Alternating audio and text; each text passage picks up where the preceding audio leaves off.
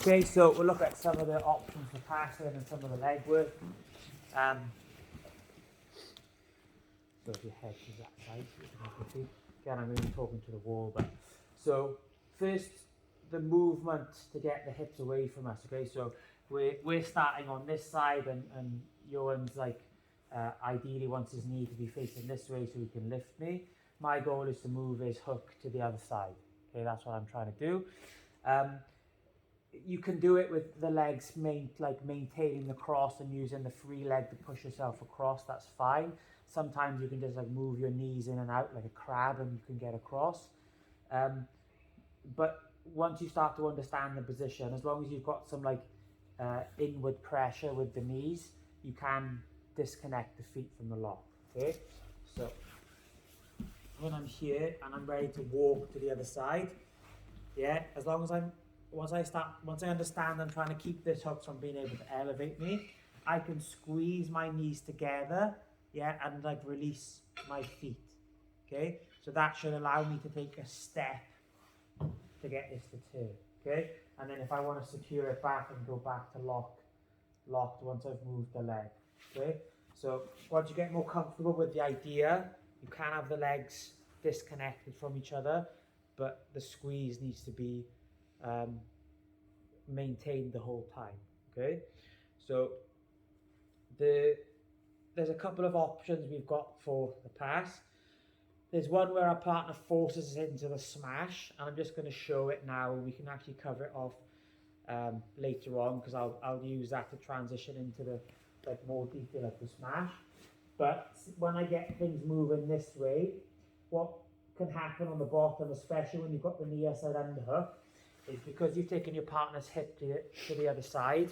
So let's imagine, so because you've taken the knees there and you've got the knee side underhook, they kind of like try and curl themselves back to the other side to maintain their position and their posture. Okay, so as I'm coming across, like your leg turns in, and that allows you to transition into the smash.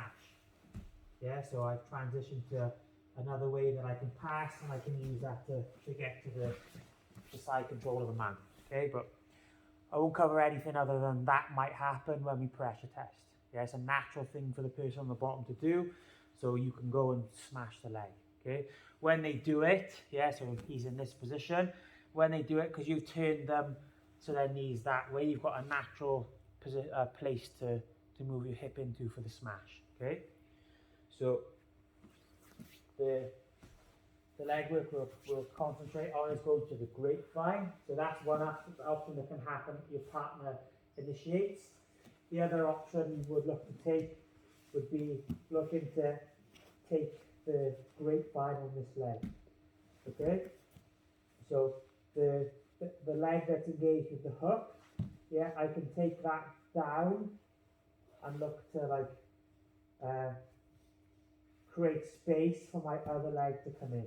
Okay, if I try and bring the hook in when this leg is already engaged, I think it starts to get in the way of each other.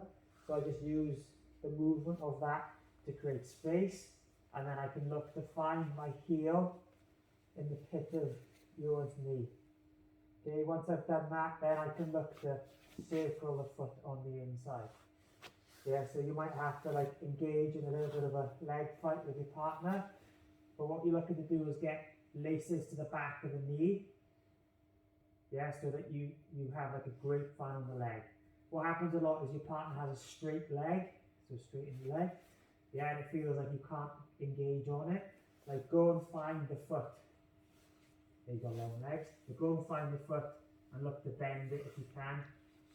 That will give you more control. Yeah, so you've got an X on that leg if necessary. Okay, once you've got that grapevine engaged, then you can look to progress to the mount. Okay, so engaging in that hook, again, it takes away the action on the bottom. To pass, okay, I just look to bring my arm on the inside of the knee and I lift so that I shin ride over the top. Yeah, so I'm over the top of his hook, and then from here I just use the tail whip, yeah, like we would do if we were going to mount. So I drive this back and tail whip over. Okay, from there I can go to the mount. Cool. So practice the pass where you grapevine, shin over the top, tail whip out, so you end up in mount. A couple of reps and then a pressure test, and you might get forced into the smash with your partner defending. Cool? Any questions? No? Go. Here.